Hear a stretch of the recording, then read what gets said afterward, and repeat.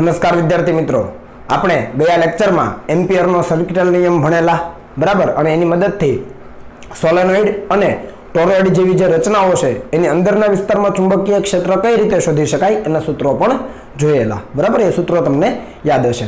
હજુ એક વધારાની થિયરી લઈ લઈએ જે તમારા બોર્ડમાં નથી પણ તમારી કોમ્પિટિટિવ એક્ઝામ માટે અગત્યની છે, જેનું નામ છે પોલા નળાકાર તારના કારણે ઉદ્ભવતું ચુંબકીય ક્ષેત્ર.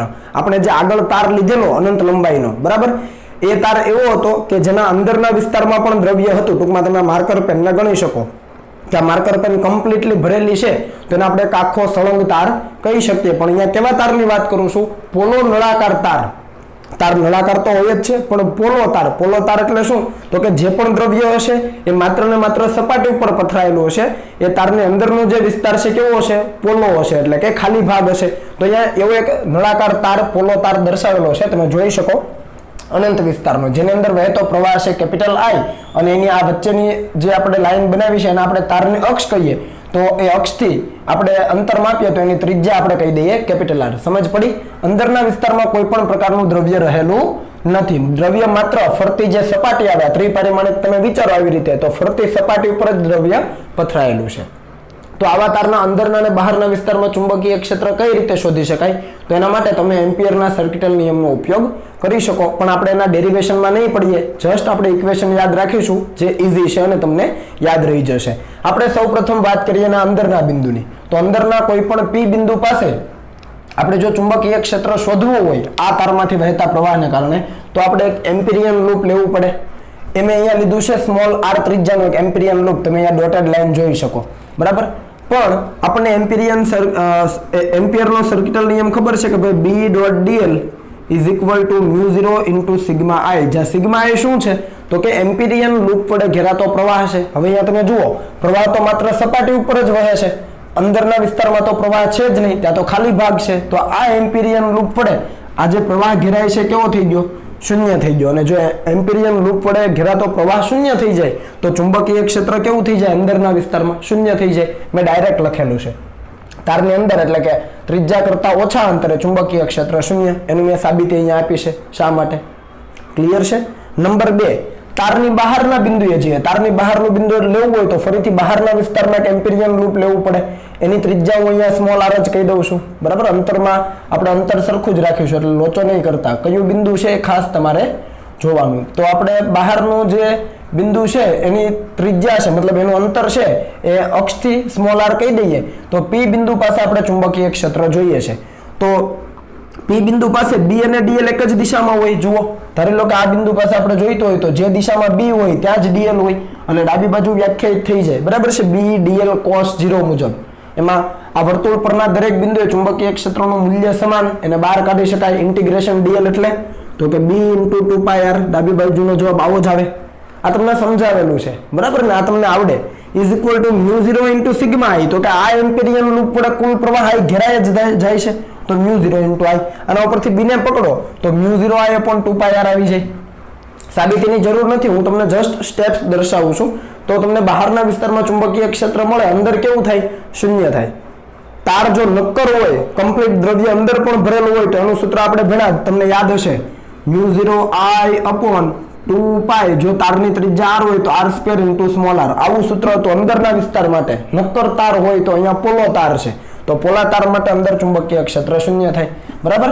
તો આ વસ્તુ ભૂલવાની નથી. અને ધારી લો કે સપાટી પરનું કોઈ બિંદુ હોય પી, તો સપાટી પરના બિંદુ પર શું હોય? r is equal to capital R. તો સ્મોલ આર દેખાય ત્યાં કેપિટલ આર મૂકી દો, સૂત્ર આવી જાય. સપાટી પર મહત્તમ મળે, તમે જુઓ, અંદર તો શૂન્ય છે, સપાટી પર મહત્તમ, પછી જેમ જાઓ એમ બી પ્રોપોર્શનલ ટુ 1/r મુજબ ઘટતું જાય. સિમ્પલ છે આ. તો આટલી વસ્તુ તમારા માટે ઈઝી થઈ જાય. હવે ગ્રાફ બનાવવો હોય તો આ ત્રણેય ઉપરથી, તો અહીંયા બી વિરુદ્ધ આર, ચુંબકીય ક્ષેત્ર વિરુદ્ધ અંતરનો આલેખ બનાવો. આપણે અક્ષથી શરૂ કરીએ, અક્ષથી.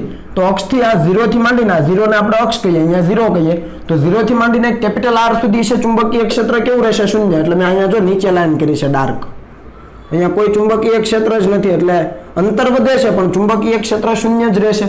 હવે તમે સપાટી પર આવી ગયા તો mu 0 upon 2πr, r is equal to capital R ઉપર તો એ મહત્તમ છે અને પછી ત્યાંથી તમે આગળ ચાલો તો શું થાય ત્રિજ્યા કરતા વધારે અંતર એટલે કે તારની બહાર જાઓ તો 1/r મુજબ બદલાય તો એ તો નેચર છે જ આપણી પાસે સિમ્પલ છે તો આ ત્રણ બાબતો તમને ક્લિયર થઈ ગઈ હશે આ સૂત્ર જસ્ટ યાદ રાખજો કે પોલાર નળાકાર તાર માટે ચુંબકીય ક્ષેત્ર કઈ રીતે આપી શકાય હવે આપણે જે સોલેનોઇડ અને ટોરોઇડ ઉપર દાખલાઓ લીધેલા એની આપણે ચર્ચા કરીએ તો અહીંયા ધ્યાન આપો રકમ આપણે લીધી છે ઉદાહરણના દાખલા નંબર 4.9 ની આપણને કીધું છે કે 1 સેન્ટીમીટર ત્રિજ્યા અને 0.5 મીટર લંબાઈનો એક સોલેનોઇડ છે જેની અંદર 500 આંટા છે બરાબર તો તેમાંથી 5 એમ્પિયરનો વિદ્યુત પ્રવાહ પસાર થાય છે તો સોલેનોઇડની અંદરના વિસ્તારમાં ચુંબકીય ક્ષેત્રનું મૂલ્ય કેટલું આપણે માત્ર મૂલ્ય ગણવાનું છે જે આપણે કયા સૂત્રથી આપેલું μ0 n I એમાં μ0 તો અચળ છે I આપણને આપી દીધો છે 5 એમ્પિયર સ્મોલ n આપણે શોધવાનો થાય તો સૌપ્રથમ આપણે એ જોઈ લઈએ કે આ ટૂંકો સોલેનોઇડ છે કે લાંબો સોલેનોઇડ યાદ છે ને વ્યાખ્યા જેની લંબાઈ વધારે હોય વ્યાસની સરખામણીએ અથવા ત્રિજ્યાની સરખામણીએ એને લાંબો સોલેનોઇડ કહેવાય અને જેની લંબાઈ ઓછી હોય ત્રિજ્યા કે વ્યાસની સરખામણીએ એને ટૂંકો સોલેનોઇડ કહેવાય તો અહીંયા ડેટા આપણે લઈએ તો અહીંયા આપ્યો છે r 1 સેન્ટીમીટર છે એનો મતલબ 0.01 મીટર લંબાઈ આપી છે l કેટલી આપેલી છે 0.5 મીટર કુલ આંટા કેટલા આપેલા છે આ જે આપેલા છે કુલ આંટા છે તમારે કેપિટલ N લેવાના તો કે 500 આંટા છે લખવાનું ભૂલવાનું નહીં આંટા છે કુલ આંટા રેડી છે I કેટલો આપેલો છે તો કે 5 એમ્પિયર અને B આપણે શોધવાનું છે તો અહીંયા તમે એ ચેક કરી લો કે ભાઈ આ લાંબો સોલેનોઇડ છે કે ટૂંકો સોલેનોઇડ તો આપણે અહીંયા લખી શકીએ કે અહીં L/R આપણે ગુણોત્તર લઈ લઈએ એટલે સમજ પડી જાય બરાબર છે શું લઈ લઈએ ગુણોત્તર લઈ લઈએ એટલે સમજ પડી જાય આપણે કીધેલું ને કે ભાઈ જો લંબાઈ છે વ્યાસની સરખામણીએ વધારે હોય તો લાંબો સોલેનોઇડ અને લંબાઈ છે વ્યાસની સરખામણીએ ઓછી હોય તો ટૂંકો સોલેનોઇડ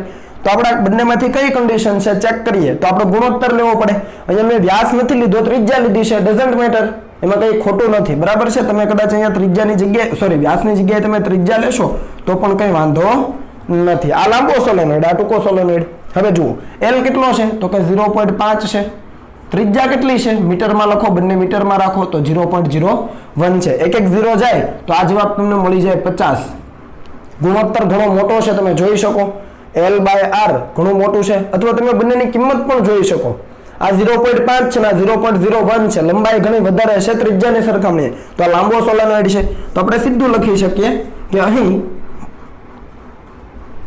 અહીં L is very greater than R એટલે કે આ ત્રિજ્યાની સરખામણીએ L ઘણો મોટો હોવાથી લાંબા સોલેનોઇડની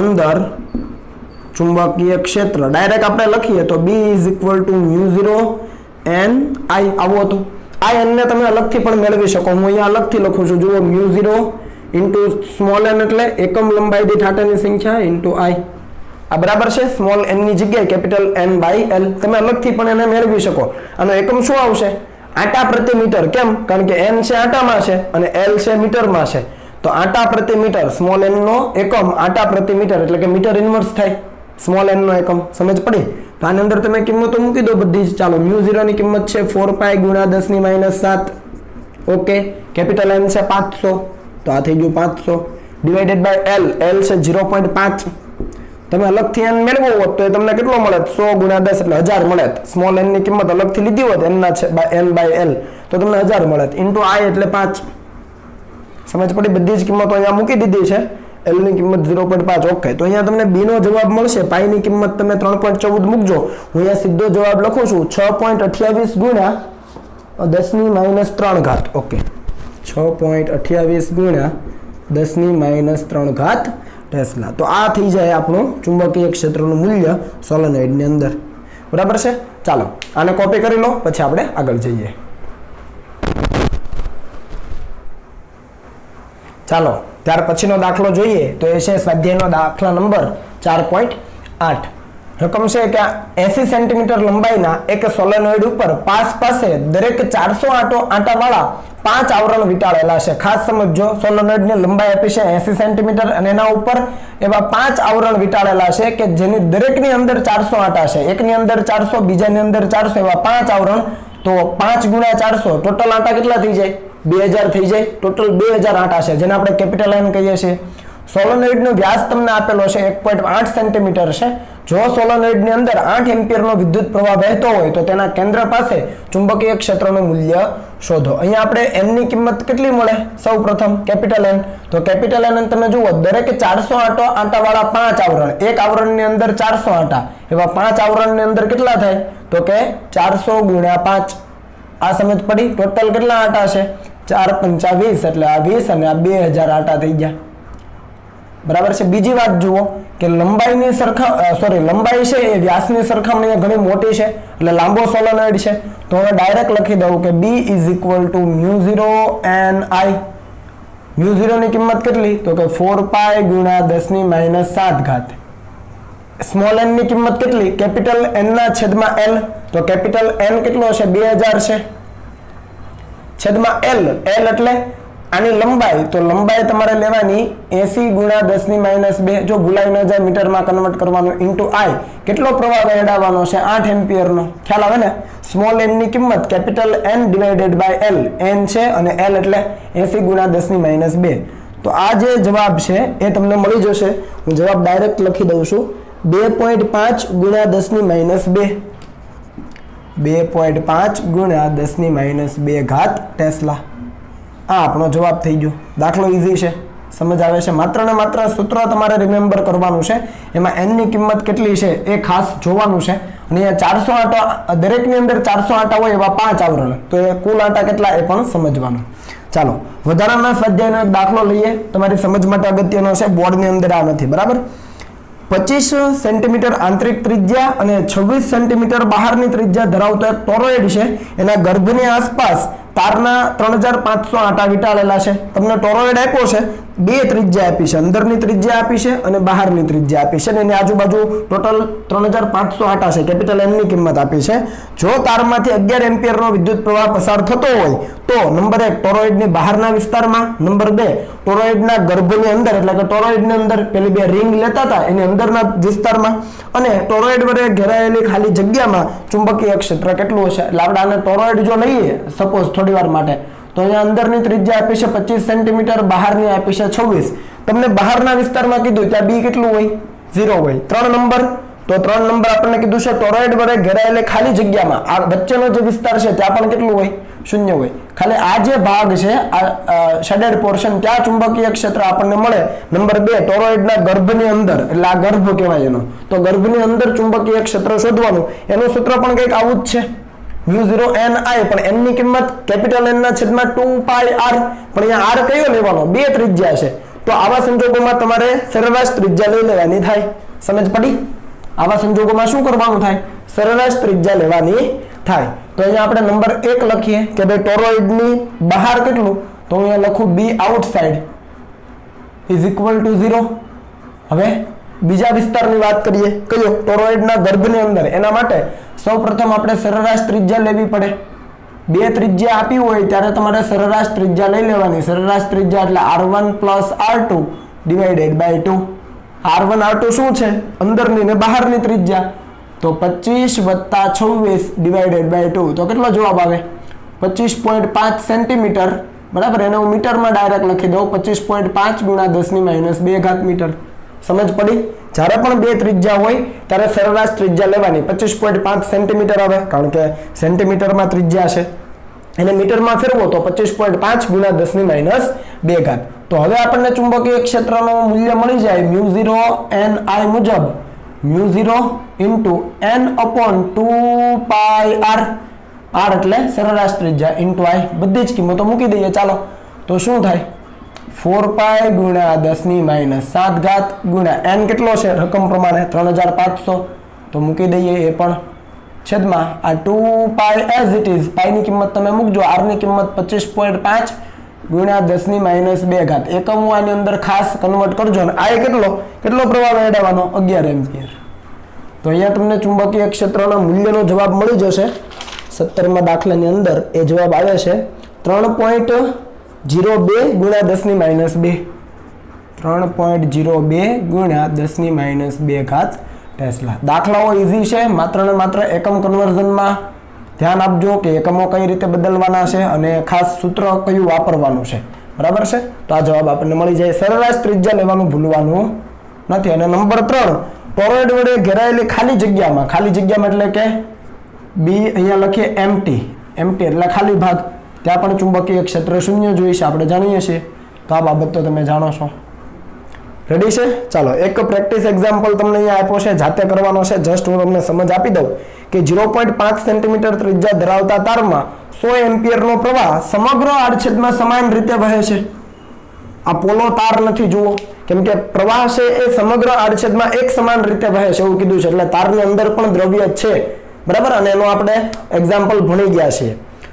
તો નંબર 1, તારની અક્ષથી 0.1 સેન્ટીમીટર અંતરે, બીજું તારની સપાટી પર, અને નંબર 3 તારની સપાટીથી 0.2 સેન્ટીમીટર બહાર તરફ આવેલા બિંદુએ ચુંબકીય ક્ષેત્ર શોધો.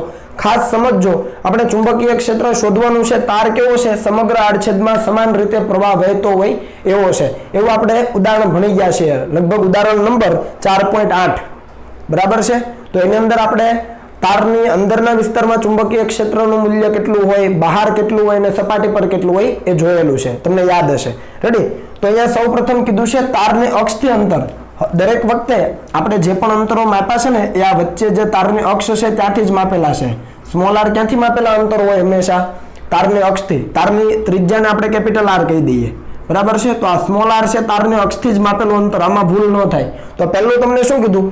તારની અક્ષથી 0.1 સેન્ટીમીટર અંતરે. હવે આ 0.1 સેન્ટીમીટર અંતરે તારની ત્રિજ્યા જુઓ તો જરા, 0.5 સેન્ટીમીટર ત્રિજ્યાનો તાર છે અને 0.1 સેન્ટીમીટર અંતરે આપણને ચુંબકીય ક્ષેત્ર શોધવાનું કહેશે. એનો મતલબ આ તારની અંદરનું બિંદુ થયું. ત્રિજ્યા તારની કેટલી? 0.5. આપણને કીધું તારની અક્ષથી 0.1 સેન્ટીમીટર અંતરે. તો એનો મતલબ શું થયો? બિંદુ ક્યાં છે? તારની અંદર. તો તારની અંદરના બિંદુએ ચુંબકીય ક્ષેત્રનું મૂલ્ય આટલું હતું, μ0I/2π capital R square. Capital R એટલે ત્રિજ્યા અને ઇન્ટુ સ્મોલ r. આ સૂત્ર આપણે તારવેલું છે. આપણે જે દાખલો લીધો હોય ત્યાં આપણે સ્મોલ a લીધેલું. દાખલામાં સ્મોલ a હતું, તારની ત્રિજ્યા સ્મોલ a હતી, પણ વસ્તુ સરખી જ છે. તો આની અંદર કિંમતો મૂકો. μ0 છે, I તમને આપ્યો છે કેટલો? 100 એમ્પિયર, 2π અચળ, R પણ આપેલું છે, મીટરમાં ફેરવજો, બરાબર? સ્ક્વેર કરવાનો, અને આ R એટલે અક્ષથી અંતર, તો અહીંયા આવશે 0.1 સેન્ટીમીટર. કિંમતો મૂકો એટલે તમને જવાબ મળશે 8 × 10⁻⁴ ટેસ્લા. ક્લિયર? નંબર 2, તારની સપાટી પર કીધું. તારની સપાટી એટલે? તો તારની સપાટી પર μ0I/2πr. સમજ પડી ને? તો μ0I/2π કેપિટલ R એટલે એની ત્રિજ્યા મૂકી દો, R ની કિંમત 0.5 મીટરમાં કન્વર્ટ કરીને, તો તમને જવાબ મળશે 4 × 10⁻³ ટેસ્લા. અને હવે ખાસ સમજો, ત્રીજું કીધું છે તારની સપાટીથી 0.2 સેન્ટીમીટર બહાર તરફ. તારની સપાટીથી 0.2 કીધું, તો અક્ષથી કેટલું? તો તારની ત્રિજ્યા કેટલી છે? 0.5 તો છે જ, અને હજુ વધારાનું 0.2, કેમ કે અંતર ક્યાંથી કીધું છે? તારની સપાટીથી 0.2. તો તારની સપાટીથી 0.2 અને તારની અક્ષથી બીજું અંતર કેટલું લેવાનું? 0.5 ત્રિજ્યા લેવાની ને, કેમ કે કુલ અંતર તો અક્ષથી માપવાનું છે. તો ત્રિજ્યા વત્તા બહારનું 0.2 તો 0.7 થાય. તો અહીંયા સ્મોલ r ની કિંમત શું થવાની? 0.7 સેન્ટીમીટર. ભૂલ ન થાય, બરાબર? અને બહારના બિંદુએ ચુંબકીય ક્ષેત્રનું મૂલ્ય છે μ0I/2π સ્મોલ r. જ્યાં સ્મોલ r મેં કીધો 0.5 વત્તા 0.2 એટલે 0.7 સેન્ટીમીટરમાં, બરાબર? એને મીટરમાં ફેરવજો, કારણ કે આ અંતર આપણે અક્ષથી માપતા હોઈએ છીએ. તો તમને મૂલ્ય મળી જશે 2.86 × 10⁻5 ટેસ્લા. ત્રણેયનું જરા ઓબ્ઝર્વેશન કરો. મહત્તમ ક્યાં છે જુઓ તો?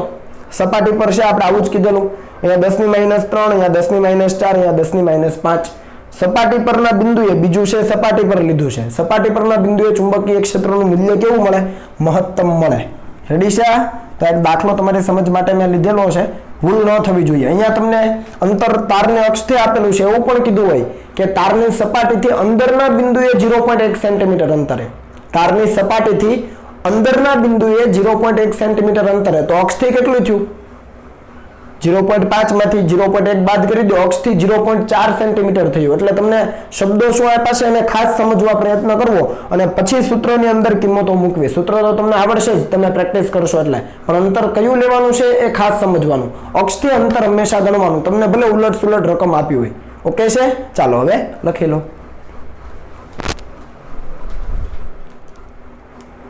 ચાલો આગળ વધીએ. તો ત્યાર પછીનો આપણો ટોપિક છે કે ચુંબકીય ક્ષેત્રમાં ગતિ કરતા વિદ્યુત ભાર પર લાગતું બળ. પણ એ પહેલા તમને આગળની વાત તાજી કરાવી દઉં. આપણે ચેપ્ટર નંબર 1 માં જ્યારે વિદ્યુત ક્ષેત્રની વાત કરેલી, તો એ વિદ્યુત ક્ષેત્રમાં જો કોઈ વિદ્યુતભાર Q મૂકેલો હોય તો એના ઉપર લાગતું બળ છે એ F = Q × E સૂત્રથી આપતા હતા. યાદ આવે છે? જ્યાં વિદ્યુતભારને આપણે સંજ્ઞા સાથે લેવાનો. એટલે જો ધન વીજભાર હોય તો બળ ક્યાં લાગે? વિદ્યુત ક્ષેત્રની દિશામાં. અને જો વીજભાર ઋણ હોય તો બળ ક્યાં લાગે? વિદ્યુત ક્ષેત્રની વિરુદ્ધ દિશામાં. આ વસ્તુ આપણે જાણીએ છીએ. પણ એ વીજભારને વિદ્યુત ક્ષેત્રમાં મૂકીએ તો એના ઉપર લાગતું બળ છે એ આ સૂત્રથી આપતા હતા. પણ એનો એ જ જો વિદ્યુતભાર છે એને ચુંબકીય ક્ષેત્રમાં ગતિ કરાવીએ તો, હું શબ્દ બોલું છું ગતિ કરાવીએ તો એના ઉપર લાગતું બળ કેટલું, તો આપણે જોવાનું છે. તો ધ્યાન આપજો. ધારી લો કે પહેલા આપણે યામ પદ્ધતિ સેટ કરી દઈએ. આ છે આપણી x અક્ષ, બરાબર છે, અને આપણે કહીએ આપણી y અક્ષ, અને ઉપર તરફ છે એને આપણે કહી દઈએ આપણી z અક્ષ. વ્યવસ્થિત રીતે થિયરી સમજવા પ્રયત્ન કરજો. છે ઈઝી, પણ તમારે વિઝ્યુઅલાઇઝ કરવું પડશે. x y અને z. અને અહીંયા એક કોઈ ધન વીજભાર મૂકેલો છે, ધારી લો કે +q. અહીંયા ઉગમ બિંદુ પર કોઈ ધન વીજભાર મૂકેલો છે +q, અને એનો આ x અક્ષની સાપેક્ષે આપણે મતલબ x અક્ષની સાથે વેગ જો ગણીએ તો xy સમતલમાં એનો વેગ છે આ દિશામાં. એટલે આ જે વિદ્યુતભાર છે ધન વીજભાર એ v જેટલા વેગથી ગતિ કરી રહ્યો છે. સાથે સાથે આપણે ચુંબકીય ક્ષેત્ર x અક્ષની દિશામાં ધારીએ છીએ. અને કોઈ પણ સમયે v અને b વચ્ચેનો ખૂણો ધારી લો કે છે θ. આ વસ્તુ સમજ પડી? ચુંબકીય ક્ષેત્ર x અક્ષની દિશામાં છે, પ્રવર્તમાન છે, અને y અક્ષ આ રીતે છે. એટલે x અને y સમતલ બની ગયું. એ સમતલમાં આ રીતે કોઈ ત્રાસો v જેટલા વેગથી કોઈ વિદ્યુતભાર છે ધન વીજભારે ગતિ કરી રહ્યો છે, જેનો વેગના સદિશનો આ ચુંબકીય ક્ષેત્ર સાથેનો ખૂણો છે θ. તો જ્યારે પણ આ વિદ્યુતભાર છે એ ચુંબકીય ક્ષેત્રમાં ગતિમાન અવસ્થામાં છે ત્યારે એના ઉપર એક બળ લાગે છે, ચુંબકીય બળ. અને એ બળ જે છે એ અહીંયા હું લખું છું કોના ઉપર આધારિત છે. તો અહીંયા આપણે લખીએ કે જ્યારે કોઈ વિદ્યુતભાર અથવા કોઈ ધન વિદ્યુતભાર, અહીંયા હું ધન વિદ્યુતભાર લઉં છું, પછી આપણે ઋણ માટે પણ સમજીશું. કોઈ ધન વિદ્યુતભાર +q v વેગથી b જેટલા ચુંબકીય ક્ષેત્રમાં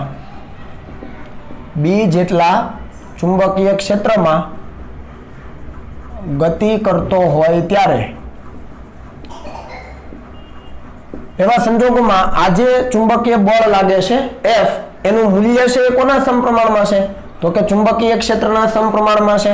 બીજું કે આ બળ એ જે વિદ્યુતભાર છે એના સમપ્રમાણમાં છે. અને ત્રીજું ખાસ સમજજો, આ બળ છે એ વિદ્યુતભારનો જે વેગ છે એ વેગનો ચુંબકીય ક્ષેત્રને જે લંબ ઘટક છે એટલે કે v sin θ ના સમપ્રમાણમાં છે. સમજાવો અહીંયા વ્યવસ્થિત રીતે જુઓ. આ રીતે y અક્ષ છે અને વેગનો સદિશ અહીંયા આ રીતે નીકળે છે xy સમતલમાં, બરાબર.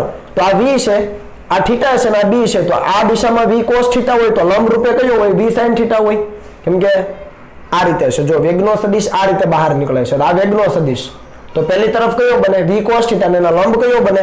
v sin θ. એનો મતલબ કે આ જે ઘટક બને છે વેગનો એ ખરેખર કયો છે? v sin θ છે. તો હવે ત્રણ બાબતો સમજો કે જ્યારે કોઈ વિદ્યુતભાર છે એ v જેટલા વેગથી b જેટલા ચુંબકીય ક્ષેત્રમાં ગતિ કરે ત્યારે લાગતું બળ એ ચુંબકીય ક્ષેત્રના સમપ્રમાણમાં છે, એ વિદ્યુતભારના સમપ્રમાણમાં છે. અને વિદ્યુતભારનો જે વેગ છે એ વેગનો ચુંબકીય ક્ષેત્રને જે લંબ ઘટક મળે છે એ લંબ ઘટક એટલે કે v sin θ ના સમપ્રમાણમાં. તો આ ત્રણેય બાબતોને તમે કમ્બાઈન કરો એટલે તમને મળે F proportional to QVB. એટલે આવી રીતે લખાય BQ અને આ v sin θ.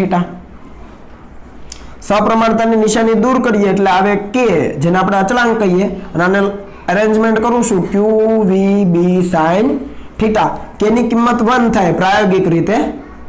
તો k ની કિંમત 1 હોવાથી આ જે બળ છે એનું મૂલ્ય આપણને મળી ગયું છે QVB sin θ. આને કહેવામાં આવે છે ચુંબકીય બળ. આગળ આપણે સમજ મેળવીએ, પણ આ સૂત્ર ક્લિયર થઈ ગયું. આ સૂત્ર તમારે ભૂલવાનું નથી. F = QVB sin θ. જ્યારે પણ કોઈ વિદ્યુતભાર છે q એ ચુંબકીય ક્ષેત્રમાં v જેટલા વેગથી ગતિ કરતો હોય ત્યારે એના ઉપર લાગતા બળનું મૂલ્ય આ થાય. જ્યાં θ કોની વચ્ચેનો ખૂણો? તો અહીંયા લખી દઈએ, જ્યાં θ છે એ કણના એટલે કે વિદ્યુતભારના વેગનો અને ચુંબકીય ક્ષેત્ર વચ્ચેનો ખૂણો છે. આટલી વસ્તુ ક્લિયર થઈ ગઈ છે. ચાલો હવે તમે અહીંયા જોઈ શકો કે Q તો કેવી રાશિ છે તો કે અદિશ રાશિ, V અને B કેવી રાશિ સદિશ રાશિ, એમની વચ્ચેનો ખૂણો sin θ, તો V અને B વચ્ચે કયો ગુણાકાર હશે તો આપણને ખબર પડે કે V અને B વચ્ચે ડોટ ગુણાકાર હશે એટલે આપણે લખી શકીએ F = Q V cross B, જો સદિશ સ્વરૂપમાં ખબર પડી, વ્યવસ્થિત રીતે સમજજો. Q અદિશ, આ બંને સદિશ, એમની વચ્ચેનો ખૂણો sin θ, તો V અને B વચ્ચે સદિશ ગુણાકાર હશે, આ સદિશ ગુણાકાર ક્રોસ ગુણાકાર V ક્રોસ B, આ યાદ રાખવાનું છે તમારે. આને કહેવામાં આવે છે ચુંબકીય બળ. શું કહેવામાં આવે છે? ચુંબકીય બળ. અહીંયા તમે FM લખી શકો, M for magnetic force, magnetic force ચુંબકીય બળ. તો આ સૂત્ર આપણા માટે ખૂબ અગત્યનું છે. બીજી વસ્તુ ખાસ સમજજો કે વીજભાર ધન હોય તો Q ધન લેવાનો છે, અને જો વીજભાર ઋણ હોય તો અહીંયા ઋણ નિશાની સાથે લેવાનું, કેમ કે આપણે સદિશ સ્વરૂપ લખ્યું છે.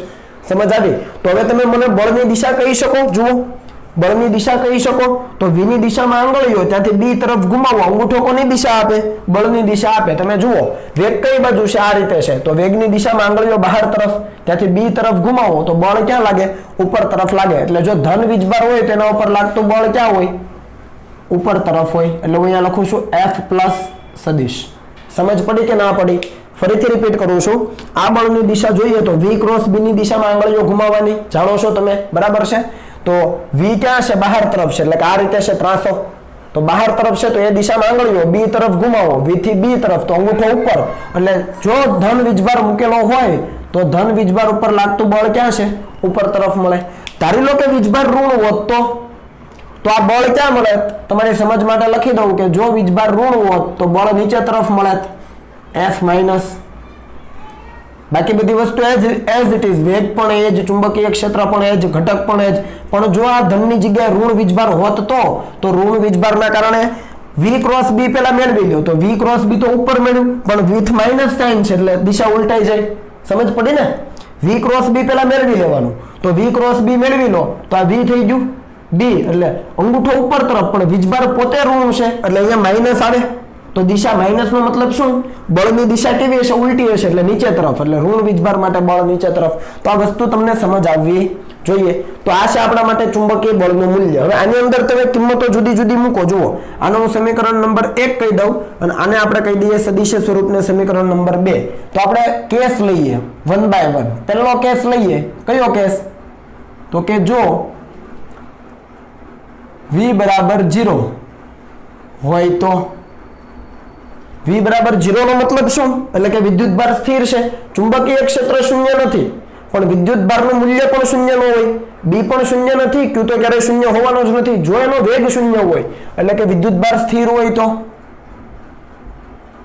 વિદ્યુતભાર સ્થિર હોય તો, વિદ્યુતભાર સ્થિર હોય, V શૂન્ય હોય તો એના ઉપર લાગતું બળ કેટલું હોય? ચુંબકીય બળ શૂન્ય હોય. સિમ્પલ છે. તો આપણે એવું કહી શકીએ કે સ્થિર વિદ્યુતભાર ઉપર ક્યારેય પણ ચુંબકીય બળ લાગે નહીં. સ્થિર વિદ્યુતભાર ઉપર ક્યારેય પણ ચુંબકીય બળ લાગે નહીં. વિદ્યુત ક્ષેત્ર માટે વિચારો, વિદ્યુત ક્ષેત્ર માટે વિચારો તો આ Q સ્થિર હોય તો બળ શૂન્ય હોય નહીં, અહીંયા વેગ આવે છે ક્યાંય? નથી આવતો. તો વિદ્યુતભાર શૂન્ય પણ હોય ને, સોરી, વિદ્યુતભારનો વેગ શૂન્ય પણ હોય ને તો પણ એના ઉપર વિદ્યુત બળ તો લાગે જ. સમજો આ બંનેમાં ડિફરન્સ, કે વિદ્યુત બળ છે એ વેગ ઉપર આધારિત નથી, પણ ચુંબકીય બળ છે એ વેગ ઉપર આધારિત છે. અને એટલે જો વિદ્યુત ક્ષેત્રની અંદર કોઈ વિદ્યુતભાર સ્થિર હોય તો એના ઉપર લાગતું બળ છે શૂન્ય ન હોય, પણ જો ચુંબકીય ક્ષેત્રની અંદર વેગ શૂન્ય હોય તો બળ શૂન્ય હોય. સમજ પડી? આ પહેલો કિસ્સો. નંબર 2 કે જો થીટા બરાબર 0 ડિગ્રી અથવા 180 ડિગ્રી હોય, આનો મતલબ શું? તો કે આ જે વિદ્યુતભાર છે એનો વેગ એ ચુંબકીય ક્ષેત્રને સમાંતર હોય અથવા ચુંબકીય ક્ષેત્રને પ્રતિ સમાંતર હોય. વિદ્યુતભારનો વેગ એ ચુંબકીય ક્ષેત્રને કેવો હોય? સમાંતર કે પ્રતિ સમાંતર? સમાંતર હોય તો થીટા 0 ને પ્રતિ સમાંતર હોય તો થીટા 180. એવું હોય તો એવા સંજોગોમાં તમે જુઓ sin 0 0 અને sin 180 પણ 0, તો એવા સંજોગોમાં પણ ચુંબકીય બળ કેવું થાય? શૂન્ય થાય. સમજ પડી? જો વિદ્યુતભાર સ્થિર હોય, ચુંબકીય ક્ષેત્રની અંદર જો વિદ્યુતભાર સ્થિર હોય તો પણ ચુંબકીય બળ શૂન્ય, અને જો વેગ અને ચુંબકીય ક્ષેત્ર વચ્ચેનો જે ખૂણો છે θ બરાબર 0 અથવા 180 હોય તો પણ ચુંબકીય બળ શૂન્ય થાય. નંબર 3 કે જો θ બરાબર 90 ડિગ્રી, આનો મતલબ શું? તો કે જે વિદ્યુતભાર છે એનો વેગ એ ચુંબકીય ક્ષેત્રને લંબ રૂપે હોય. જો વિદ્યુતભારનો વેગ એ કેવો હોય?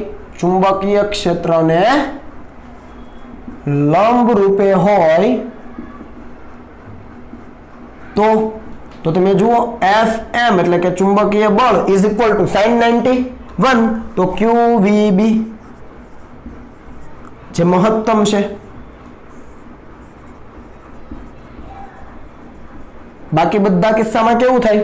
શૂન્ય થાય. સમજ પડી?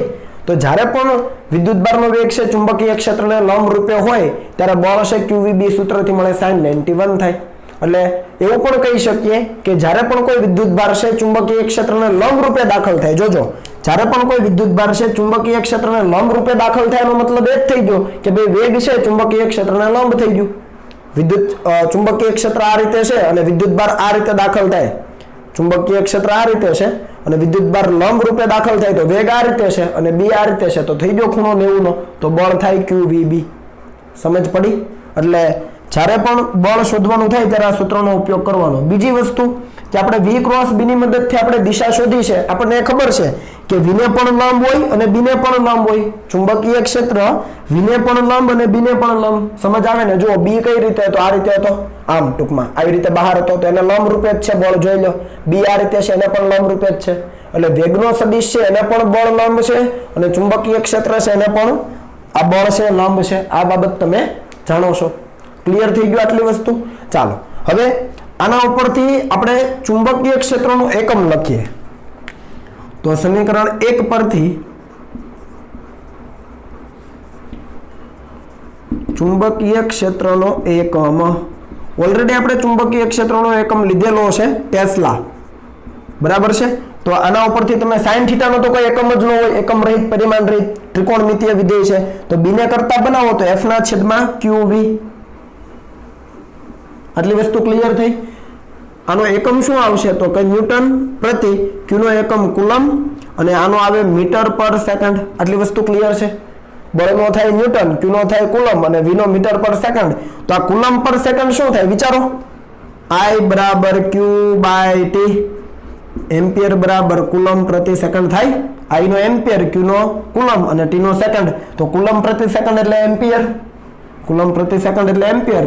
તો આ એકમ થઈ ગયો ન્યૂટન પ્રતિ, અહીંયા આવે કુલમ પ્રતિ સેકન્ડ એટલે એમ્પિયર ઇન્ટુ મીટર. બરાબર છે? તો આ એનો એકમ છે. અથવા ટેસ્લા પણ આપણે કીધો છે એકમ. રેડી? આ એક એકમ થયો. બીજો છે ટેસ્લા જેને આપણે કેપિટલ T તરીકે લઈએ છીએ. ત્રીજું છે ગોસ, અને ગોસ નાનો એકમ છે જેને આપણે G તરીકે લખી શકીએ, કેપિટલ G. તો આ બંને વચ્ચેનો સંબંધ શું હતો? તો કે 1 ગોસ બરાબર 10⁻⁴ ટેસ્લા. આ પણ તમને યાદ રહેવું જોઈએ. 1 ગોસ બરાબર 10⁻⁴ ટેસ્લા. ગોસ અને ટેસ્લા વચ્ચેનો સંબંધ છે. અથવા 1 ટેસ્લા કીધું હોય તો 10⁻⁴ ગોસ આને છેદમાં આવવા દો એટલે 1 ટેસ્લા બરાબર 10⁻⁴ ગોસ. આ તમને ખ્યાલ આવી જાય. આના જ ઉપરથી તમે b નું પારિમાણિક સૂત્ર મેળવી શકો. ન્યૂટનનું પારિમાણિક સૂત્ર મૂકો, આ પ્રવાહ છે, એમ્પિયરનું પારિમાણિક સૂત્ર મૂકો, અને આ શું છે? મીટર એટલે કે લંબાઈ છે, એનું પારિમાણિક સૂત્ર મૂકો. તો એ પારિમાણિક સૂત્ર હું તમને અહીંયા સીધું આપી દઉં છું. m1t-2 અને a-1. b નું પારિમાણિક સૂત્ર તમારે જાતે મેળવવાનું છે. m1 l તો 0 છે, t -2 અને a-1 કઈ રીતે આવે છે એ તમારે મેળવવાનું છે. માત્ર શું કરવાનું છે? અહીંયા તમે કિંમતો મૂકી દો. અહીંયા જો સમજી લો m1 l1 t-2 છેદમાં આ એમ્પિયર એઝ ઇટ ઇઝ અને મીટરનું l1, તો l1 કેન્સલ, m1 t-2 અને a ઉપર જાય તો a-1 આવી ગયો. તો પારિમાણિક સૂત્ર પણ તમને મળી જાય. ક્લિયર છે આ વસ્તુ? ચાલો તો આટલું કોપી કરો, પછી આગળ જઈએ.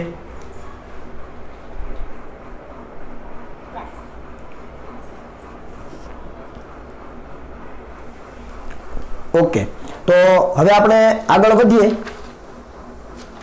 હવે આ દિશા જો તમારે જોઈતી હોય ને તો દિશા તમને ડાબા હાથનો ફ્લેમિંગનો નિયમ વાપરીને પણ મળી શકે. ડાબા હાથનો ફ્લેમિંગનો નિયમ શું છે ટૂંકમાં તમને જણાવી દઉં કે ભાઈ તમારો જે આ ડાબો હાથ છે એના પ્રથમ 3 આંગળા, પહેલો અંગૂઠો અને પહેલી 2 આંગળીઓ એને તમારે લંબ રૂપે રાખવાની છે. કઈ રીતે? લંબ રૂપે.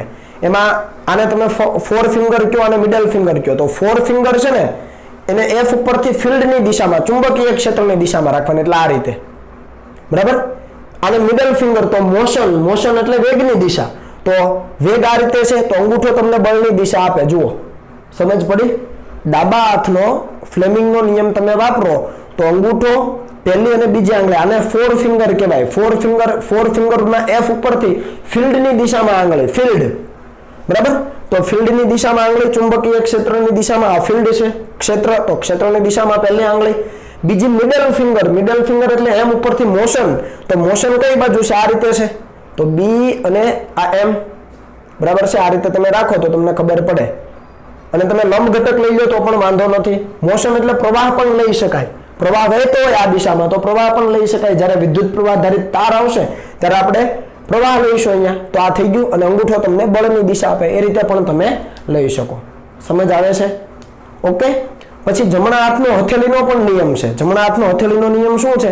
તો કે ક્ષેત્રની દિશામાં આંગળીઓ રાખો. ક્યાં રાખો? ક્ષેત્રની દિશામાં બધી આંગળી. તો ક્ષેત્ર ક્યાં છે? આ રીતે છે. તો ક્ષેત્રની દિશામાં બધી આંગળી. અંગૂઠો છે ને તમારો એ વેગની દિશામાં. તો વેગ તો આ બાજુ છે, તો આ રીતે રાખવું પડે. ક્ષેત્રની દિશામાં બધી આંગળી અને વેગની દિશામાં અંગૂઠો. તો વેગ આ બાજુ છે, તો આ રીતે. તો હથેળી છે ને બળની દિશા આપે. હથેળી આ નીચેનો ભાગ નહીં, હથેળી. ક્ષેત્રની દિશામાં બધી આંગળીઓ, અંગૂઠો છે વેગની દિશામાં, તો હથેળી છે બળની દિશા આપે. જો અહીંયા ધન વીજભાર હતો તો બળ ઉપર હતો. એટલે બંને નિયમ તમારે લખવા હોય તો તમે લખી શકો તમારી સમજ માટે. ડાબા હાથનો ફ્લેમિંગનો નિયમ અને જમણા હાથની હથેળીનો નિયમ. બરાબર છે? એ તમે કરી શકો. આપણે આગળ જઈએ તો ત્યાર પછી આપણા માટે આવે છે લોરેન્ટ્ઝ ફોર્સ. પણ એ ભણતા પહેલા આપણે છે એ અહીંયા એક અગત્યનું એક સ્ટેટમેન્ટ નોટ કરી લઈએ અને એ સ્ટેટમેન્ટ શું છે એ પણ જોઈ લઈએ. ચાલો સાથે. તો અહીંયા આપણે કીધું કે ભાઈ બળ છે એ વેગને પણ લંબ રૂપે છે અને બળ છે બીને પણ લંબ રૂપે. એ મેં તમને અહીંયા બતાવ્યું છે. તો અહીંયા આપણને ખ્યાલ આવે કે આ કિસ્સામાં થતું કાર્ય આપણે જોઈતું હોય તો આ એક્સ્ટ્રા. બરાબર છે? આ કિસ્સામાં થતું કાર્ય આપણને જોઈતું હોય તો ધારો કે આપણે dw લખીએ તો f.ds લખાય અથવા f.dx લખાય. આનો મતલબ શું? તો કે વિદ્યુત ભાર પર લાગતું બળ અને એનું સ્થાનાંતર. અહીંયા હું ચુંબકીય બળ લખી દઉં એટલે તમને વધારે સમજ આવે. ચુંબકીય ક્ષેત્રમાં જ્યારે કણ ગતિ કરતો હોય, ટૂંકમાં વિદ્યુત ભાર ગતિ કરતો હોય ત્યારે લાગતું બળ આપણે આ સૂત્રથી આપી શકીએ. ગતિ કરતો હોય તો, સ્થિર હોય તો બળ શૂન્ય જ છે, પણ ગતિ કરતો હોય તો આ સૂત્રથી અપાય. તો આ કિસ્સામાં થતું કાર્ય કેટલું? તો આ કિસ્સામાં થતું કાર્ય આ સૂત્રથી અપાય. dw બરાબર ધારો કે સ્થાનાંતર સૂક્ષ્મ છે તો કાર્ય પણ સૂક્ષ્મ, f.dx. હવે તમે અહીંયા dx ની જગ્યાએ શું લખી શકો? તો fm ઇન્ટુ આ dx એટલે અંતર એટલે વેગ ગુણ્યા સમય. તો v ઇન્ટુ dt લખી શકો તમે, કેમ કે સૂક્ષ્મ સમયમાં સ્થાનાંતર સૂક્ષ્મ જ થાય. તો v ઇન્ટુ dt x બરાબર vt પરથી સ્થાનાંતર સૂક્ષ્મ તો સમય પણ સૂક્ષ્મ એટલે dx બરાબર v ઇન્ટુ dt લખાય. હવે તમે જુઓ અહીંયા આ ડોટ ગુણાકાર છે. બળ અને વેગ કેવા છે? પરસ્પર લંબ રૂપે છે ભાઈ. બળ છે વેગને પણ લંબ રૂપે હોય, બળ છે બીને પણ લંબ રૂપે હોય. આ તો ખબર છે ને? તો આપણે લખી શકીએ કે કિંતુ પરંતુ બંધુ ચુંબકીય બળ છે એ વેગને લંબ રૂપે છે. હંમેશા આવું જોઈએ. બરાબર છે? તો અહીંયા તો ડોટ ગુણાકાર છે અને ડોટ ગુણાકાર હોય તો cos 90 ડિગ્રી 0 થાય. કેમ કે f અને v બંને કેવા છે? લંબ. તો લંબ હોય તો θ 90 એટલે અહીંયા ડોટ ગુણાકારમાં cos 90 તો 0 થાય. એટલે આપણે લખી શકીએ કે dw બરાબર 0. એટલે કે ચુંબકીય બળ વડે વિદ્યુત ભાર ઉપર કોઈ પણ પ્રકારનું કાર્ય થતું નથી. લખી શકાય ને? ચુંબકીય બળ વડે વિદ્યુત ભાર પર પછી ધન હોય કે ઋણ હોય, બરાબર, કોઈ પણ વિદ્યુત ભાર હોય એ વિદ્યુત ભાર પર કોઈ પણ કાર્ય થતું નથી. આ બાબત સમજમાં આવે છે આના ઉપરથી. F અને V પરસ્પર લંબ રૂપે જ હોય તો એવા કિસ્સામાં cos 90 એટલે ચુંબકીય બળ વડે વિદ્યુત ભાર ઉપર કોઈ પણ પ્રકારનું કાર્ય થાય નહીં. અને કોઈ પણ પ્રકારનું કાર્ય ન થાય તો કાર્ય ઊર્જા પ્રમેય શું કહે વિચારો? W is equal to delta K. આ W સૂક્ષ્મ કાર્ય શૂન્ય છે તો કુલ કાર્ય પણ શૂન્ય, એનો મતલબ કે ડેલ્ટા K બરાબર 0. અને વિદ્યુત ભાર છે એની ગતિ ઊર્જાનો ફેરફાર શૂન્ય. ગતિ ઊર્જાનો ફેરફાર શૂન્યનો મતલબ શું? વેગ અચળ રહેતો હોય, કારણ કે અહીંયા તો તમારે હાફ mv² જ લખવાનું ને. અંતિમ વેગ માઇનસ પ્રારંભિક વેગ. દળ તો વિદ્યુત ભારનું બદલાય નહીં, તો અંતિમ વેગ અને પ્રારંભિક વેગ કેવા રહે? સમાન રહે. વેગનું એ મૂલ્ય બદલી શકતો નથી. હા, દિશા બદલે છે, આપણે જોયું દિશા બદલે. વેગ એક દિશામાં હોય, બીજી દિશામાં હોય તો v થી b તરફ આંગળી ઘુમાવો તો બળની દિશા બદલાય. એટલે કે બળની દિશા બદલાય એટલે એ દિશામાં વિદ્યુત ભાર ગતિ કરવાનો, એટલે વેગની દિશા બદલાય પણ એનું મૂલ્ય એ બદલી શકતો નથી. અને મૂલ્ય ન બદલે તો ગતિ ઊર્જા ન બદલાય, અને ગતિ ઊર્જા ન બદલાય તો ગતિ ઊર્જાનો જે ફેરફાર છે શૂન્ય થઈ ગયો. સમજ પડી? તો આ દરેક બાબતો છે વ્યવસ્થિત રીતે સમજવા પ્રયત્ન કરજો. અહીંયા આપણે લખી દઈએ કે ભાઈ કાર્ય ઊર્જા પ્રમેય મુજબ કાર્ય શૂન્ય એટલે ગતિ ઊર્જાનો ફેરફાર શૂન્ય. માટે ચુંબકીય બળ એ વિદ્યુત ભારના વેગની દિશા બદલે છે. ચુંબકીય બળ છે એ વિદ્યુત ભારના વેગની દિશા બદલે છે, પરંતુ તેનું મૂલ્ય એટલે ઝડપ કહેવાય, બદલી શકતો નથી. સમજ પડી? ચુંબકીય બળ છે વિદ્યુત ભારના વેગની દિશા બદલી શકે, આપણે જોયું એ મુજબ દિશા એની બદલી શકે, પણ એનું મૂલ્ય એટલે વેગનું મૂલ્ય એટલે ઝડપ કહેવાય. ઝડપને ક્યારે બદલી શકતો નથી. ઝડપ ન બદલાય તો હાફ mv² મુજબ તમે જો ગતિ ઊર્જાનો ફેરફાર લેશો તો કેવો મળશે? શૂન્ય મળશે. એટલે કે વેગનું મૂલ્ય અચળ રહેશે. હાફ mv² માં v² એટલે તમારે તો v નો સ્ક્વેર કરો એટલે ઝડપ જ લેવાની થાય, બરાબર? તો આટલી વસ્તુ ક્લિયર થઈ. બીજી એક બાબત કે ભાઈ આપણે ચુંબકીય ક્ષેત્રને લંબ રૂપે v sin θ લીધો, તો ચુંબકીય ક્ષેત્રની દિશામાં જે v cos θ ઘટક હોય એ પણ નથી બદલાતો, કેમ કે v cos θ અચળ છે, v શું છે? એ તો મૂલ્ય છે v નું. ખ્યાલ આવ્યો કે ન આવ્યો? v સદિશ હોય એના બે ઘટક પાડી દો, v cos θ, v sin θ. v sin θ તો લંબ રૂપે હોવાનો, મતલબ કે ચુંબકીય ક્ષેત્રનો લંબ ઘટક છે. v cos θ ઘટક બદલાવાનો નહીં બદલાવાનો, કારણ કે ઝડપ તો બદલાતી નથી, થીટા પણ નથી બદલાતો. સમજ પડી? તો ચુંબકીય ક્ષેત્રની દિશાનો જે ઘટક હશે એ પણ બદલાશે નહીં. રેડી? એટલે ચુંબકીય ક્ષેત્ર ખૂબ અગત્યનું છે, સમજજો વ્યવસ્થિત. વિદ્યુત ક્ષેત્રની વાત કરીએ તો શું થાય? તો વિદ્યુત ક્ષેત્રમાં છે એ તો એનો વેગ વધે, હે? F = q × E મુજબ વેગ એનો વધે, કારણ કે F = m × A = q × E. ખ્યાલ આવે ને? પ્રવેગ મળે, પ્રવેગ એનો તમને અચળ મળે, પણ પછી તમે અચળ પ્રવેગી ગતિના સમીકરણનો ઉપયોગ કરીને કોઈ પણ સમય પછી વેગ શોધી શકો. એટલે વિદ્યુત ક્ષેત્રમાં જો વિદ્યુત ભાર ગતિ કરતો હોય, વિદ્યુત ક્ષેત્રમાં જો કોઈ વિદ્યુત ભાર ગતિ કરતો હોય તો એનો વેગ વધતો જાય, પણ અહીંયા છે એ વેગની માત્ર દિશા બદલાય, ઝડપ અચળ રહે. આટલી વસ્તુ ક્લિયર થઈ? ચાલો હવે આગળ વધીએ. તો ત્યાર પછી છે લોરેન્ટ્ઝ બળ. શું છે? લોરેન્ટ્ઝ બળ. આ લોરેન્ટ્ઝ બળ શું છે? ખરેખર આ લોરેન્ટ્ઝ નામના વૈજ્ઞાનિકે જ પેલું F = q × v × b સૂત્ર આપેલું, બરાબર? તો એ લોરેન્ટ્ઝ બળ છે શું? તો એ લોરેન્ટ્ઝ નામના વૈજ્ઞાનિકે એવું જોયું કે ભાઈ કોઈ વિદ્યુત ભાર છે એને તમે ચુંબકીય ક્ષેત્ર પ્લસ વિદ્યુત ક્ષેત્ર મૂકો, એટલે બંને ક્ષેત્ર હાજર છે અને એમાં કોઈ વિદ્યુત ભારને ગતિ કરાવો તો એના ઉપર બે બળ લાગે. ફરીથી રિપીટ કરું, વિદ્યુત ક્ષેત્ર અને ચુંબકીય ક્ષેત્ર બંને કોઈ વિસ્તારમાં હાજર છે એક સાથે, અને એની અંદર કોઈ વિદ્યુત ભાર ગતિ કરે તો તેના ઉપર બે બળ લાગે, એક વિદ્યુત ક્ષેત્ર લગાવે અને એક ચુંબકીય ક્ષેત્ર લગાવે. તો કુલ બળ કેટલું? તો કે બંનેનો સરવાળો. બસ એ સરવાળો એ જ લોરેન્ટ્ઝ બળ. વાર્તા પૂરી થઈ ગઈ. ચાલો લખીએ, જુઓ.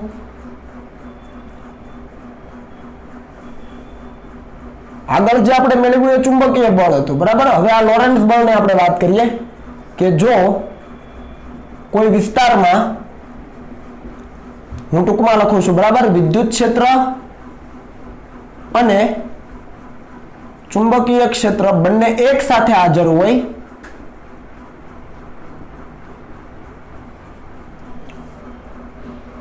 તો તેમાં ગતિ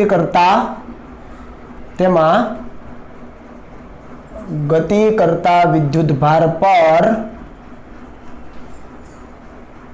વિદ્યુત બળ અને ચુંબકીય બળ બંને એક સાથે લાગે છે. આટલી વસ્તુ ક્લિયર છે? જો કોઈ વિસ્તારમાં ચુંબકીય ક્ષેત્ર અને વિદ્યુત ક્ષેત્ર બંને હાજર હોય તો તેમાં ગતિ કરતો જો વિદ્યુતભાર છે એના ઉપર વિદ્યુત બળ અને ચુંબકીય બળ બંને લાગે. મેં ગતિ કરતો વિદ્યુતભાર કીધો છે એટલે વેગ લેવાનો તો બંને બળ લાગે જ. આ બંને બળોના પરિણામી બળને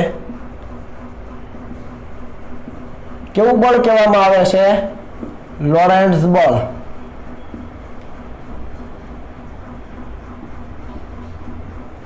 તો આપણે વિદ્યુત બળ મેળવીએ તો વિદ્યુત બળ કેટલું થાય? આપણે એને કહીએ Fe. તો અહીંયા વિદ્યુત બળ ધન ધારીએ તો Q * E થાય. સીધું છે. અને ચુંબકીય બળની વાત કરીએ તો ચુંબકીય બળ હમણાં જ આપણે લીધું, મેગ્નેટિક ફોર્સ = Q બહાર અને V × B. ધારી લો કે એનો વેગ V છે, વિદ્યુત ભાર છે એ Q છે. તો આ બંને બળ મળી ગયા. વિદ્યુત ક્ષેત્ર વડે વિદ્યુત બળ લાગે, ચુંબકીય ક્ષેત્ર વડે ચુંબકીય બળ લાગે. તો લોરેન્ટ્ઝ બળ એટલે શું? વ્યાખ્યા પ્રમાણે તો લોરેન્ટ્ઝ બળ એટલે કે F = Fe + Fm. બંને બળનું પરિણામી એટલે બંનેનો સરવાળો જ કરવાનો. તો આ થઈ ગયું F સદિશ = હવે તમે જુઓ બંનેની કિંમત મૂકો તો શું આવે? Q કોમન છે તો Q ને બહાર કાઢી લો. પહેલા પદમાં શું વધે? સદિશ E વધે અને વત્તા Q તો બહાર આવી ગયો, બીજામાં V × B વધે.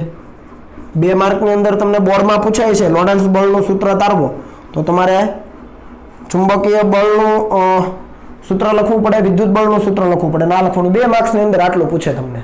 ખબર પડી? બંનેમાંથી Q કોમન, અહીંયા E વધે વત્તા V × B વધે. તો આ સૂત્ર તમારે ખાસ યાદ રાખવાનું છે લોરેન્ટ્ઝ બળનું. ઓકે, આ ચુંબકીય બળ છે, આ વિદ્યુત બળ છે. આને લોરેન્ટ્ઝ બળ નહીં કહેતા. ચાલો, આને લોરેન્ટ્ઝ બળ કહેવાનું નથી. લોરેન્ટ્ઝ બળ એટલે બંને બળ હોય ત્યારે જ તમને મળે. ઓકે, તો દાખલાની અંદર તમને લોરેન્ટ્ઝ બળ શોધવાનું કે આ સૂત્ર વાપરવાનું થાય. ચાલો, આને હવે કોપી કરી લો, પછી આને રિલેટેડ દાખલાઓ લઈને આગળ વધીએ.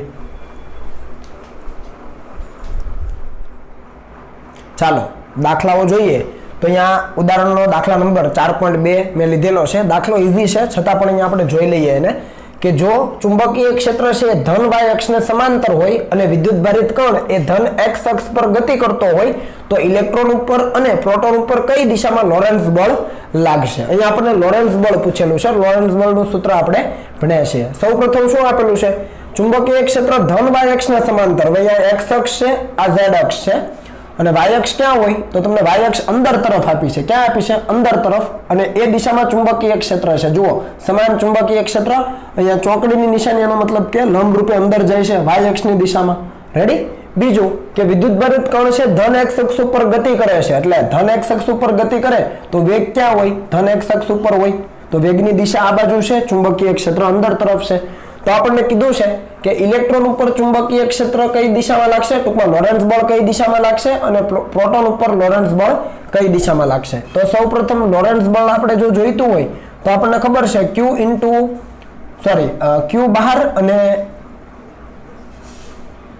E + V × B કરવું પડે.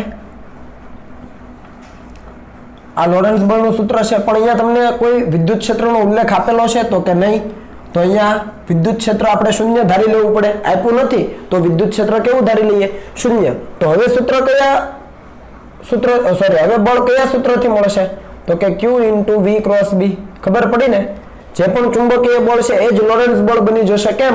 કારણ કે અહીંયા વિદ્યુત ક્ષેત્ર શૂન્ય છે. હવે તમે જુઓ, V × B ની દિશામાં બળ લાગે ધન વીજભાર ઉપર. તો અહીંયા આપણને પેલા ઇલેક્ટ્રોન કીધો છે તો પેલા V × B ની દિશા શોધી લઈએ. તો V આ બાજુ છે, B ક્યાં છે? અંદર તરફ. તો V થી B તરફ એટલે અંગૂઠો ઉપર તરફ ધન z અક્ષની દિશા થઈ. પણ આપણે જો ઇલેક્ટ્રોનની વાત કરતા હોઈએ તો ઋણ z અક્ષ આવે. તો અહીંયા આપણને ખ્યાલ આવે કે ઇલેક્ટ્રોન ઉપર છે એ ક્યાં બળ લાગે? ઋણ ઝેડ એક્સ ઉપર. ખબર પડી ને? વી ક્રોસ બી ની દિશામાં આંગળીઓ ઘુમાવો તો વી આમ છે, બી અંદર તરફ, તો વી ક્રોસ બી એટલે ઉપર તરફ. એ ધન વીજભાર ઉપર લાગ્યું તો ઋણ વીજભાર ઉપર નીચે તરફ, તો ઋણ વીજભાર ઉપર નીચે તરફ એટલે ઋણ ઝેડ એક્સ ની દિશામાં. અને પ્રોટોન ધન વીજભાર ધરાવે તો પ્રોટોન ઉપર છે એ ધન ઝેડ અક્ષની દિશામાં બળ લાગે. તો આ બળની દિશા ખ્યાલ આવી ગયો. સમજ માટે મેં બંને એક સાથે લઈ લીધા છે, ઈઝી હતો છતાં પણ. હવે પછીનો દાખલો જુઓ. Q બરાબર -4 માઇક્રોકુલમ વિદ્યુત ભારનો B સદિશ બરાબર 2 I કેરેટ વત્તા 5 J કેરેટ -3 K કેરેટ ગુણ્યા 10⁻2 ઘાત ટેસ્લાના ચુંબકીય ક્ષેત્રમાં તાક્ષણિક વેગ આપ્યો છે 2 I કેરેટ -3 J કેરેટ વત્તા K કેરેટ ગુણ્યા 10⁶ ઘાત મીટર પર સેકન્ડ. તો વિદ્યુતભાર પર લાગતું બળ શોધો. તમે જુઓ વિદ્યુતભાર આપેલો છે, એનો ચુંબકીય ક્ષેત્રની અંદર તાક્ષણિક વેગ આપ્યો છે Q V B બધું જ છે. તમને વિદ્યુતભાર પર લાગતું બળ શોધવાનું કીધું. સાદું સૂત્ર છે ચુંબકીય બળનું, બરાબર, Q × V ક્રોસ B. હવે V ક્રોસ B ને તમે આવી રીતે માનાંકના સ્વરૂપમાં લખો છો, યાદ આવે છે આવું કઈ? બરાબર, I caret J caret K caret, પહેલો સદિશ હોય એના ઘટકો એટલે Vx Vy Vz, અને પછી બીજો સદિશ હોય એના ઘટકો Bx By Bz. અહીંયા Q -4 માઇક્રોકુલમ છે એટલે નિશાની સાથે મૂકવાનો, કેમ કે સદિશ સ્વરૂપમાં લખ્યું છે તો નિશાની સાથે -4 ગુણ્યા 10⁻6 લખો. I J કે તો છે જ, Vx Vy Vz નિશાની સાથે મૂકો તો શું આવશે? Vx એટલે 2, Vy એટલે -3 અને Vz એટલે અહીંયા કંઈ નથી તો 1. એવી રીતે Bx By Bz તો 2, 5 અને -3. હવે અહીંયા 10⁻2 અને અહીંયા વેગમાં 10⁻6 તે અહીંયા બહાર કાઢી લેવાના. ખ્યાલ આવ્યો કે ન આવ્યો? Vx Vy Vz ખાલી ઘટકો મૂકી દો, અહીંયા છે Vx Vy Vz ઘટકો મૂકી દો, Bx By Bz એ પણ ઘટકો મૂકી દો. જે ઘાત છે બંનેમાં એને તમે ગુણાકારમાં સાથે લખી દો. ખબર પડી? તો આ 10⁻6 આ 10⁻6 કેન્સલ થશે, ખાલી 10⁻2 બચશે એ અહીંયા લખાઈ ગઈ. અને બાકીનું તમને આવડે છે આનું સાદુરૂપ, બરાબર છે? I caret as it is ચોકડી ગુણાકાર લેવાનો બાદબાકી લઈને, -J કેરેટ ચોકડી ગુણાકાર લેવાનો ને K કેરેટ ચોકડી ગુણાકાર લેવાનો. એ રીતે તમે આ પ્રોસેસ પૂરી કરો એટલે અંતિમ જવાબ તમને આ મળી જશે. -16 ગુણ્યા કૌંસમાં I કેરેટ વત્તા 2 J કેરેટ વત્તા 4 K કેરેટ અને ગુણ્યા 10⁻2 ઘાત ન્યૂટન. આવડશે ને?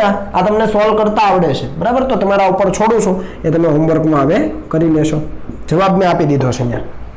ચાલો આની અંદર ધ્યાન આપજો. અહીંયા તમને લાંબો તાર આપેલો છે AB, જેની અંદર પ્રવાહ છે ઉપરની દિશામાં 4 એમ્પિયરનો વહી રહ્યો છે અને ત્યાંથી 0.2 મીટર અંતરે લંબરૂપે એક પ્રોટોન આવેલો છે જેનો વેગ નીચે તરફ એટલે કે પ્રવાહ જે દિશામાં છે એની વિરુદ્ધ દિશામાં વેગ આપ્યો છે 4 × 10⁻6 ઘાત મીટર પર સેકન્ડ. તો આપણને કીધું છે પ્રોટોન ઉપર લાગતું ચુંબકીય બળ શોધો.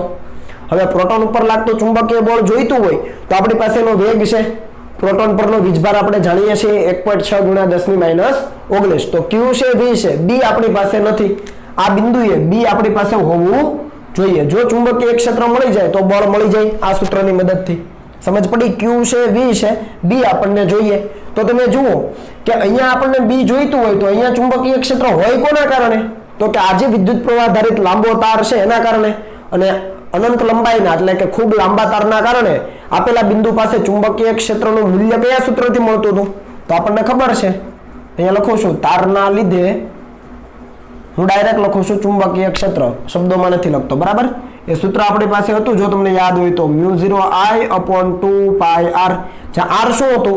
તારથી આપેલા બિંદુનું અંતર. આની અંદર કિંમતો મૂકી દો તો μ0 એટલે કે 4π × 10⁻7. I કેટલો છે? તો કે 4 એમ્પિયર છે. 2π એઝ ઇટ ઇઝ રહેવા દો અને આ તમને આપ્યું છે 0.2 મીટર. તો આ 0.2 આપેલા બિંદુએ શોધવું છે તો r બરાબર 0.2. આ તમે સાદુરૂપ આપો એટલે આ 2 થઈ ગયો. આ કેટલા થઈ જાય? તો આ થઈ જાય 10. જુઓ 4π/2π એટલે 2 થઈ ગયો.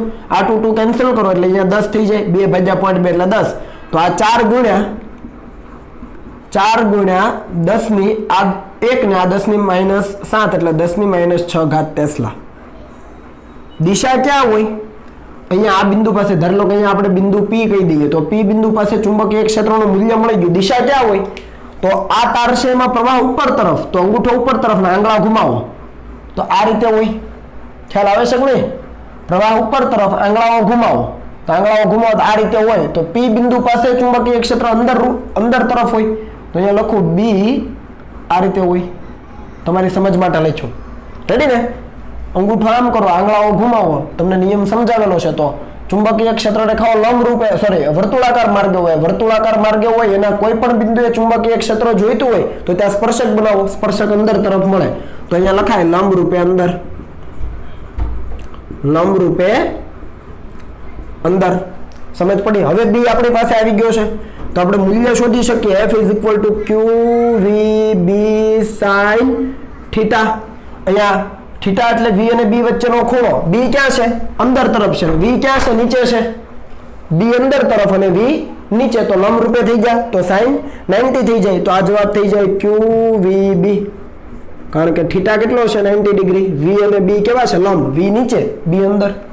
અંદર કિંમતો મૂકી દો તો F = આ મળે 1.6 × 10⁻19 તો છે જ આપણી પાસે.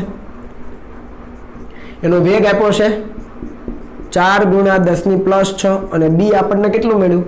એ પણ 4 ગુણ્યા ઓકે અને એ પણ 4 × 10⁻6. આટલી વસ્તુ ક્લિયર થઈ? આ Q ની કિંમત મૂકી, V ની કિંમત આપણી પાસે છે 4 × 10⁻6 અને B ની કિંમત 4 × 10⁻6. તો આ +6 -6 કેન્સલ થઈ અને અહીંયા તમે આનું સાદુરૂપ આપશો તો તમને બળ મળી જશે. એ હું સીધો જવાબ અહીંયા લખું છું 2.56 × 10⁻18 છે. એક જ મિનિટ. Okay 2.56 × 10⁻18 newton. જુઓ તમે બળ જોઈ શકો ખૂબ સૂક્ષ્મ છે 10⁻18. રેડી? એટલે આ બળનું મૂલ્ય મળ્યું. દિશા ક્યાં મળે? તો કે V અને B થી બનતા સમતલને લંબ રૂપે, ટૂંકમાં V × B ની દિશામાં. તો V ની દિશામાં આંગળીઓ એટલે V નીચે તરફ છે અને B અંદર તરફ તો જમણી બાજુ. એટલે અહીંયા લખાય જમણી તરફ. ખબર પડી ને? V ની દિશામાં આંગળીઓ અને B તરફ ઘુમાવો. V નીચે તરફ છે તો નીચે તરફ આંગળીઓ અને B ક્યાં છે? અંદર તરફ. તો આંગળીઓ ઘુમાવો. અંગૂઠો ક્યાં આવ્યો? જમણી બાજુ. તો જમણી બાજુ દિશા મળે.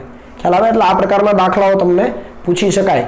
આને આપણે એક સાથે કમ્બાઈન કર્યો કે ચુંબકીય ક્ષેત્ર પણ પહેલા શોધવું પડે અને પછી તમને બળ મળે. રેડી? ચાલો હવે કોપી કરી લો.